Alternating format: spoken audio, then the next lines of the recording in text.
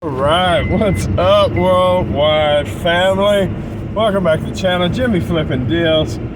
And the last 24 hours have been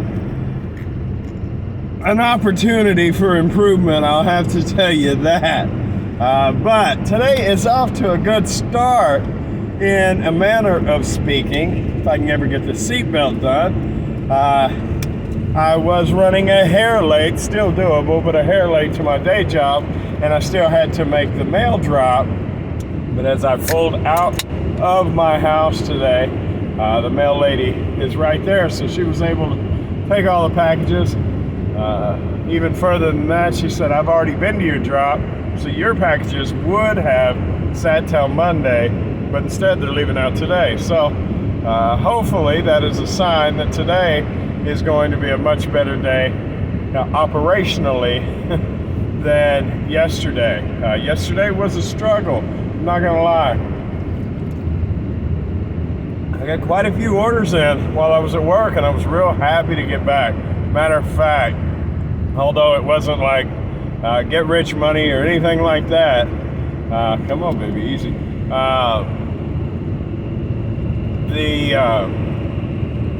Where was I? I got lost. The car kind of did a thing. Anyway, like I said, not get rich money, but what I thought was really cool was that I did have sales on 4 different marketplaces yesterday.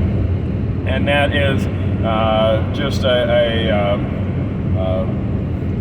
huge testament to how diversification between platforms can assist you. Now, that is a double-sided coin, and I'll get into that here in a second. But that's a beautiful thing, you know. Now, I hear the different schools of thought saying that if you weren't listing on multiple platforms, you could list more product on one platform. And I do believe in some instances that's pretty well true, but, excuse me, that there's some truth to that. But the way I list, and I don't use a listing platform that multitasks, I don't pay for that. I'm not to the scale for that. But I do open the windows of all the different platforms at the same time, and I title, locate title, copy, paste, copy, paste, copy, paste, copy, paste, description, copy, paste, copy, paste, copy, paste.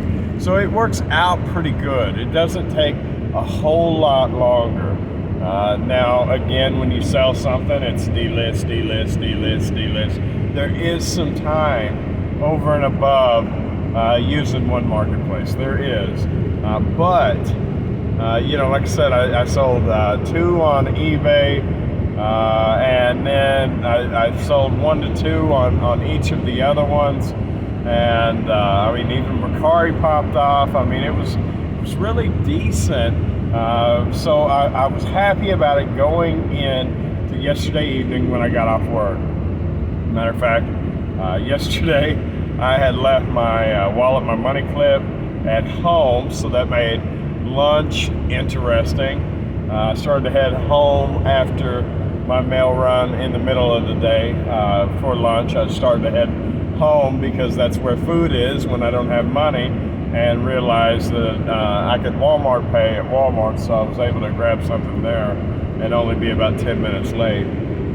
So I didn't have my money, so I couldn't go shopping, right? Then I get home to fill these orders, and the first one up is 2 pairs of pants, which is a decent amount of cash. Nothing, you know, heart stopping or anything, but what is it? I had 14 into them, sold them for 55. They both would have went out in a legal flat rate, and so it would have cost me right at $8, $7.90 to send out. So $14.90 in, 55 for the win, minus fees and everything. What, you're at a solid 20, 30 bucks. I don't know, I'm not doing the math right now. Profit off a $14 investment. Initial investment. So I go to the first tote, I go to the tote that they're both in, and they're not there. Like, they are not there at all. I go back to my back records to show where they have been, because at one point, these are the last two of those. At one point, I had many of that size, you know. So I go back through and I run through those totes. They're not there either. I don't have them. I've already sold them. And I kind of got an indication of that when, as I'm making the sale, or, you know, going to pull the sale, I said, okay, tote 34, you know, and I copy and paste the barcode, and I pop over to eBay to delist, and eBay says there are no listings for that. I'd already deleted the listing off of there. It was still on my Shopify. Obviously, it was still on this marketplace. But last time I sold it, when I sold the last two, I didn't take it off of there. You know, when you just deal on eBay, you don't have to worry about that, because when it sells, it triggers an on-hand adjustment. Some marketplaces make you do the manual adjustment regardless of the sale, which I think is absolutely absurd.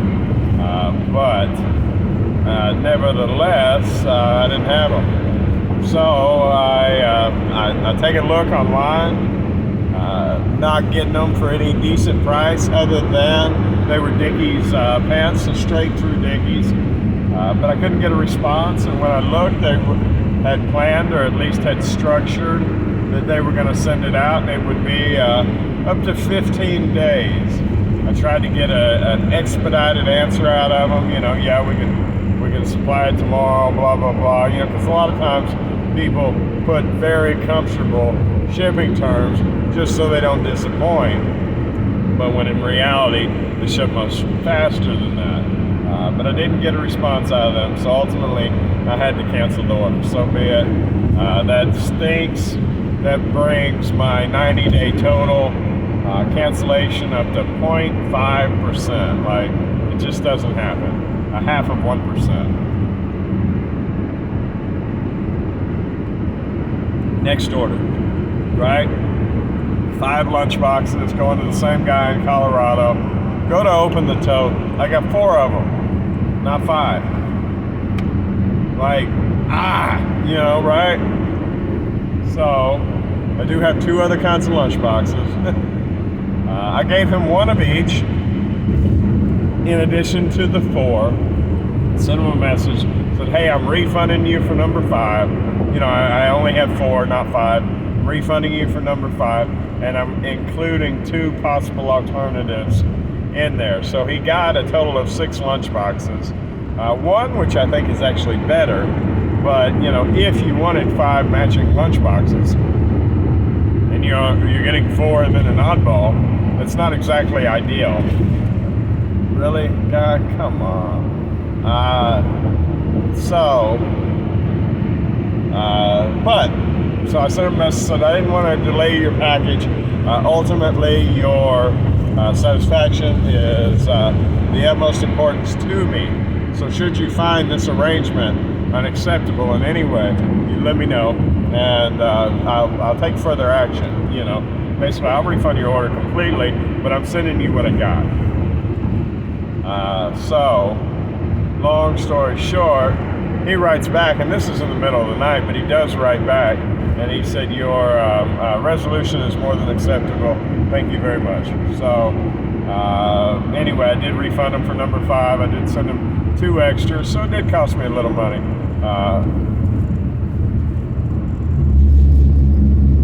Everybody just stopping in the middle of nothing, for nothing.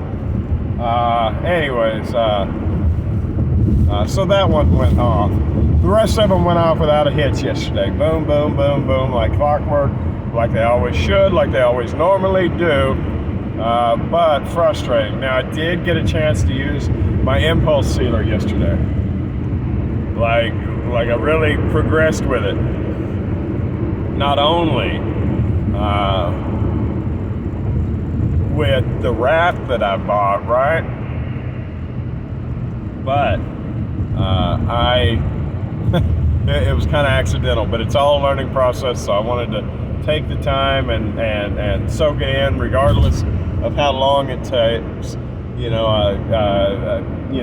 Reezy Resale said something when I first started this thing that I hold true when learning new things is focus on the process, not the profits. If you do that and you refine the process, then the profits will come. The last part of it's me, but I'm sure that's what he meant by that.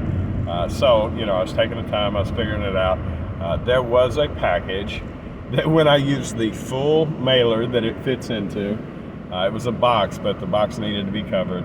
It was 15.2 without the wrapper, 15.2 ounces. And then when I put the bag on it, it ended up to 1.02.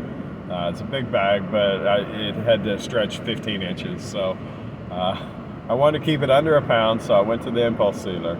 And after some trial and error, I sealed that sucker off and got it down to 15.8 or something. So super happy about that. Matter of fact, I used it on the next two backpacks because that's an awkward seal. I have these huge bags, and then I end up folding the flap over to tape it all up, and it looks bad. It doesn't look great. Who cares what a mailer looks like? But it doesn't look great, and it takes time, right? So although I probably didn't win on the time thing this time, I did learn.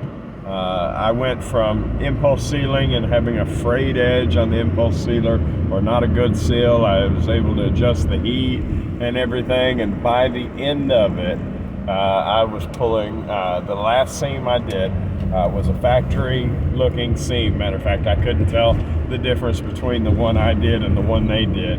And it gave that a nice snug look to the poly bag that normally was a mess of extra, better presentation. Now that I know how to do it, it doesn't take a second at all. Matter of fact, the impulse sealer is quicker than taping it up to have it all nice and tight for travel. It's faster. So, that's a win. Let me see. There are other things. I got stuck down a rabbit hole for my website, but I finally got out of it. I'll tell you more about that next time. I did get my heat gun in from Amazon, got my phone case in, so happy about that. So hopefully I don't break this one. Other than that, guys, I'm at work. Had another day in the crazy life of this part-time reseller. So I will see y'all tomorrow. Bye.